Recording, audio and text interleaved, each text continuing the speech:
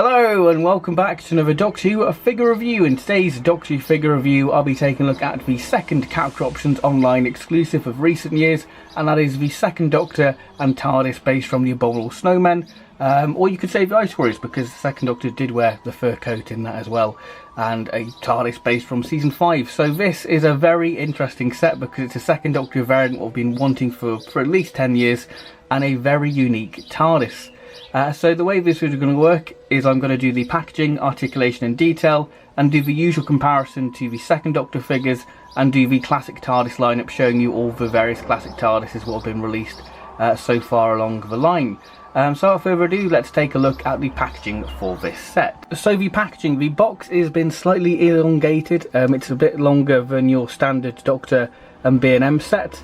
But this causes for us to get a great window box display displaying the various figures there, the second Doctor there and the TARDIS on the hillside. So you've got the Doctor Who style guide packaging there, Character Online exclusive, what the set includes, and electronic, because this is the first classic TARDIS to be electronic since I believe 2010, with the last classic TARDIS in the Food and Planet line being the first Doctor and TARDIS. So we've got 5+ character options. The side of the box displaying the side view of the figures. On the back we've got a prototype image of the figure set there, then the Character Online exclusive. And we do have a bio on the Abominable Snowmen, and a little bit about the set itself, so do feel free to pause if you want to have a little read about the set itself and the other side of the box. So taking a look at the card insert. Now the card insert is based off Mount Snowdon, or should I say the Himalayas in this case. So we've got some lovely little Easter eggs, what you would expect from your little Alduar little treat. So we've got the Detsen Monastery there, we have a Yeti there, and we have the Rashdon Warrior Robot, and in the corner there you can just see another Yeti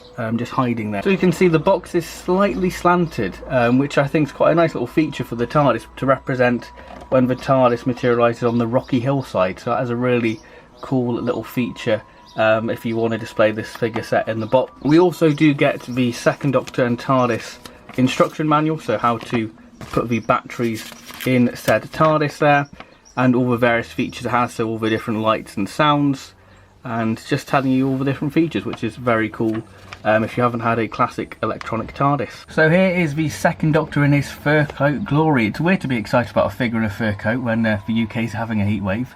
But yeah, this has been a variant of the second Doctor, what we've been wanting for so long, because I believe that this figure was originally going to be planned to be in the 11 Doctor set, but that never happened obviously, and it's been one of those prototypes what we've known for at least 10 years.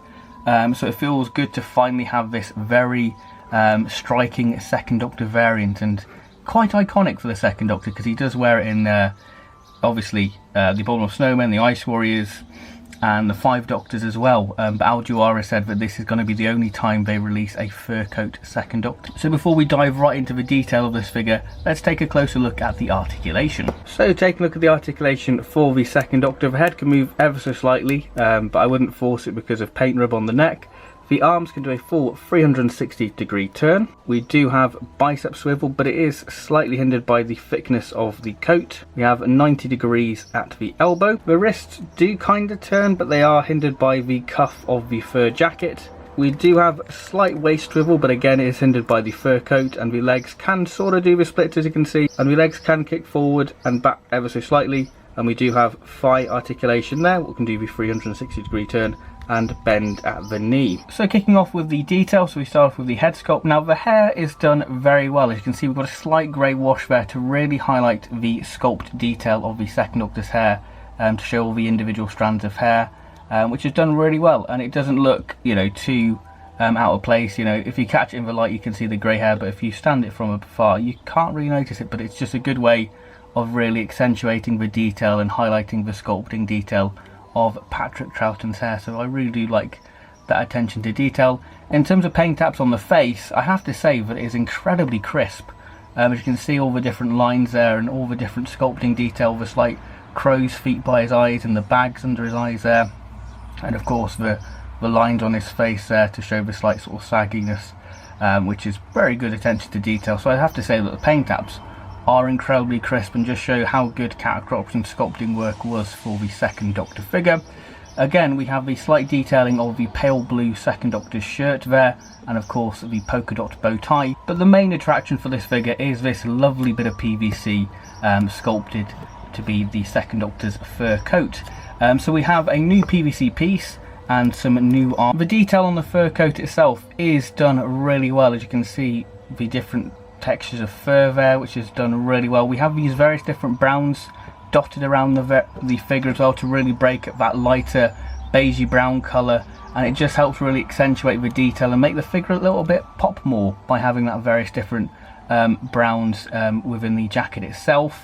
One thing to note about this figure is online the figure looks like a very bright sort of a beigey brown, but in person it is slightly darker than the original publicity photos. And luckily we do have colour reference photos for this costume, so we can really get, so Character Options have done a marvellous job recreating this fur coat. We have the detail of the string tie there, as you can see, which is great little attention to detail, been slightly painted there, and we even have the indentation there to show where the string would cut into the coat itself, which is done really well. Again, we have the various textures there, and the brown just really helps break that sort of blockiness of the main colour itself and just really highlight the fur sculpting. And if the Second Doctor was in Game of Thrones, he'd definitely pass as a wildling in this coat, wouldn't he? Yeah, this figure just feels like a weird fever dream, actually having a fur coat Second Doctor. Again, very much the same detail on the arms there, with the fur detailing, very great sort of. I love how sort of the hands are sort of hidden within the coat, just to show how baggy and puffy the coat is on the Second Doctor. It's just wonderful how it just sort of swamps over his arms. It's just really great to show the slight flare, and we even have the sort of inside cuff detail there of the creases, which is really good. Yeah, the detail is very much the same all the way around the figure, and you can see the sort of different fur sculpting on the collar there. It's just done really well. Slight sort of grey wash on that top of there is done really well. And of course we have the traditional Second Doctor check trousers, which we'll do a comparison to very soon when we compare the other Second Doctor figures in the Character Options line. Again, great sort of paint apps on the check trousers, as you would expect from Character Options. Very good, very clean and crisp paint apps. Again, we have the slight creasing on the trousers to give it a lifelike effect, and we do have a very light tan brown boots with a beige sole, which really does break up the figure very well. So that is the detail for the Second Doctor, and yeah, like I said, this just feels like a weird fever dream actually having this figure in hand. So let's do a comparison of the other Second Doctor figures. Oh my goody aunt, yes, here are all the Second Doctor figures what have been released in the Character Options line. So we've got the black and white Tomb of the Cyberman Second Doctor, and again we have the colour version, the Abominable Snowmen, the War Games, the 11 Doctors, 3 Doctors version, then the Toys R Us 3 Doctors variant, then the 13 Doctors Second Doctor, and then the Androgam Second Doctor. So let's take a closer look at the figures. So if we take a closer look, as you can see, the Abominable Snowmen fur coat Second Doctor just really stands out amongst your Second Doctor figures really well. And you can see the difference in the trousers there, but they are a lot more of a charcoal grey compared to a lighter grey seen on the almost sort of a grey brown on the other Second Doctor figures, whereas this is much more of a stronger grey. And if you go to the 80s, they've got more of a greeny tinge to them, as you can see there, which is rather nice. But I have to say that this is a lovely variant of the Second Doctor there, with a sort of a mix between the War Games and Tomb of the Cyberman Second Doctor shirt. It's sort of a mix between that. But yeah, this is a very lovely Second Doctor figure. The bow tie is slightly darker, very much the same as the 3 Doctors Second Doctor in terms of the colour scheme. But yeah, this is a very nice Second Doctor and definitely pops and stands out against the other Second Doctor figures in the line. Moving on to the old girl now, the TARDIS. Now, this is such a bizarre TARDIS, but I absolutely love it because it's just a real oddity in the TARDIS lineup, because this TARDIS, I believe, first appeared in Evil of the Daleks and was last seen in, I believe, Wheel in Space, so practically the end of season 4 and the end of season 5. And when they did a Second Doctor TARDIS in the B&M line, I thought that this would be the TARDIS we would get with the door sign on this. But we have 2 new doors because this has a slight variation, which we'll talk about in a minute. So we're going to take a closer look at the detail, then do the sounds and features, and then do a lineup of all the classic TARDISes what have been released so far. So from the Food and Planet line to the B&M line to this TARDIS. So let's take a closer look at the detail. Kicking off with the detail now, so we kick off with the roof. So we've got a great sort of very dark navy blue lamp housing there with a slight sort of grey white wash to show the scuffed nature of the TARDIS there. The roof detail is done very well. We have the classic wood grain effect there, what we've grown to love over the years from character options, and we've got the lumps and bumps of Artex where it's all been sort of painted, which is done really well to give that a great sort of texture. Again, we've got the section detail on the roof there, again rather well. And then we have the signs, which again, really nice attention to detail. And again, we're very lucky to have colour reference photos, but the actual police box signs have been slightly scuffed and faded, which gives a really nice worn and battered look. Now this TARDIS definitely does have that nice weathered look to it. And one thing to know about this TARDIS is that it is been painted blue and not moulded in the blue plastic like the B&M TARDIS is. So this TARDIS doesn't have that sort of waxy texture and has a lot more of a stronger feel to it. Maybe because it's got electronics, it just feels a lot more weighty, a lot more sort of sturdier compared to the B&M TARDISes. I guess that's what you would expect, really. But the windows, again, we have the great sort of pebble glass effect there on there, and again we've got this sort of white grey wash over there to really accentuate the wood grain detailing there. Again, really nice, really does highlight the wood grain and Artex look of the TARDIS. The sign on the door, again, very nice attention to detail, because again we have got a new sticker for this, which is done really well. We've got a slightly more washed out, worn look to the sign, and we have 2 little handles there on the sign, which again is a new little addition to this TARDIS. We don't have the door handles, but we do have the traditional golden lock on the TARDIS there. So this is really good attention to detail by character options. They've really spoilt us and going all out on this TARDIS. You can see the different sort of washes there to really highlight the wood grain look to it, and again the bubbling of the Artex on the TARDIS there at the bottom is just done really well. And again we have the new fin base, which just feels very incredible to have a very thin base and have the electronics inside this TARDIS. Just a wonderful bit of engineering by character options. And moving to the side, very much the same detailing there. You can see the nice worn weathered look and the different lumps and bumps of the Artex there. And it's just done really well. Again, you can see it really catches in the light.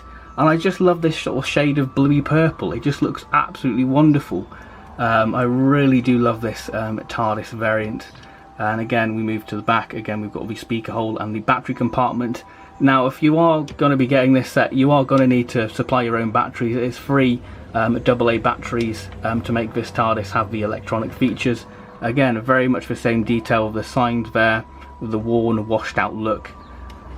Just shows how well travelled this TARDIS is. It's just done really well. I really love this TARDIS. It is just a thing of beauty, and it just genuinely looks like one of the model props you would see sort of spin down from, you know, Fury from the Deep when the TARDIS lands on the sea. It just feels like a very nice little model of the TARDIS, what they would have used back in the 1960s. So the detail wise, very good, a nice different bit of washing to really highlight the sculpt, and it's just a thing of beauty. I really do love it. It just genuinely looks like a model from the 1960s. I just love how scuffed and worn this TARDIS looks, because it just feels very authentic to the era. So taking a look at the features for this TARDIS, because this is electronic, huzzah! Very exciting, isn't it, having electronic classic TARDIS. So of course we have the traditional opening doors. This is still the dominant door, this is still the spring-loaded door, and again this door is on a catch, so to lock it just use that, and of course we do have the button to close that door because it is a spring-loaded door. So again, like I said, new doors. But electronic wise, let's take a look at the electronics, because this is very exciting. We do have your classic on and off button, so if we just flick that on, and we have the sensor to activate the sound. So I believe that this TARDIS has 4 sounds.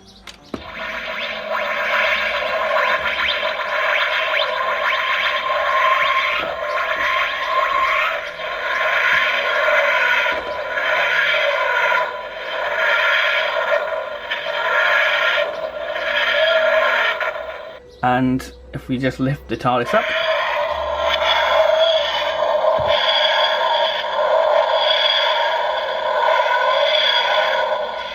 And when you lift the TARDIS up, we do have the lantern there, which I'll turn the lights off so you can have a better look at seeing the lantern lit up properly. So if we land the TARDIS back to the review station, we have quite a quick materialisation sound. And if we lift the TARDIS up again,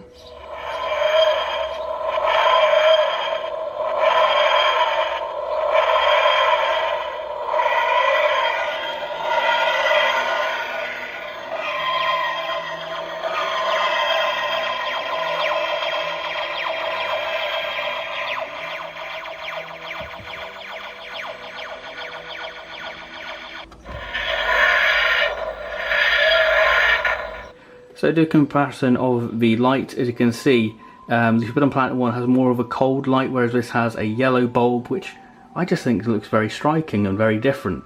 As you can see the difference there in the bulb there, because when you've done the dematerialization sound, the TARDIS activates the lamp for at least 5 minutes, so you can have a very nice little display of the TARDISes materializing there, which I really like.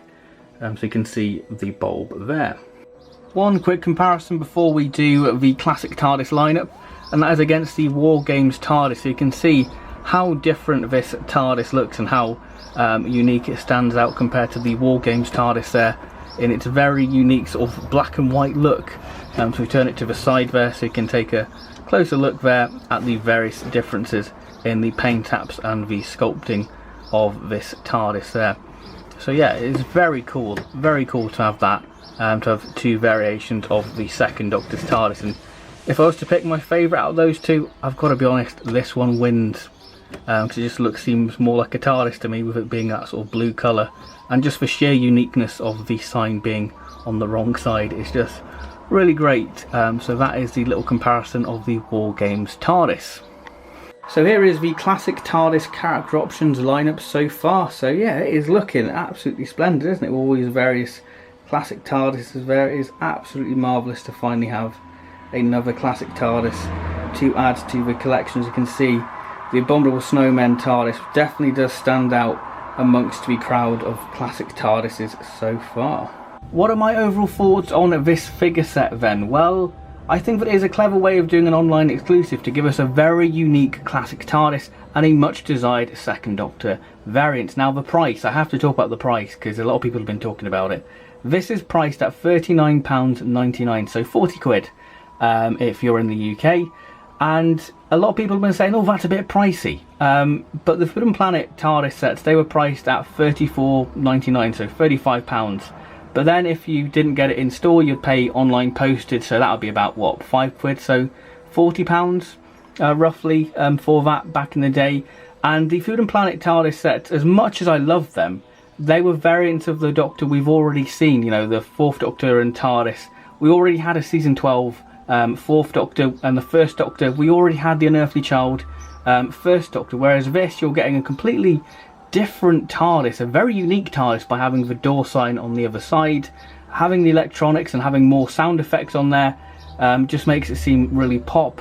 And having a different coloured lantern just makes it seem very unique, and having a very much desired second Doctor figure, which has had some new tooling in terms of new arms and a new PVC piece and different paint taps on it. So it is a very much desired figure set. So if you're umming and ahhing about getting this set and you think £40 is a little bit steep, just think if you miss out, you're going to be paying practically double that price in a few months' time. So I would say just bite the bullet and get it if you're on the fence about getting it, because if this is your only chance of getting a fur coat second Doctor, so I definitely do recommend getting it, because it is an absolutely stunning set. I love the TARDIS, I love the different weathering detail.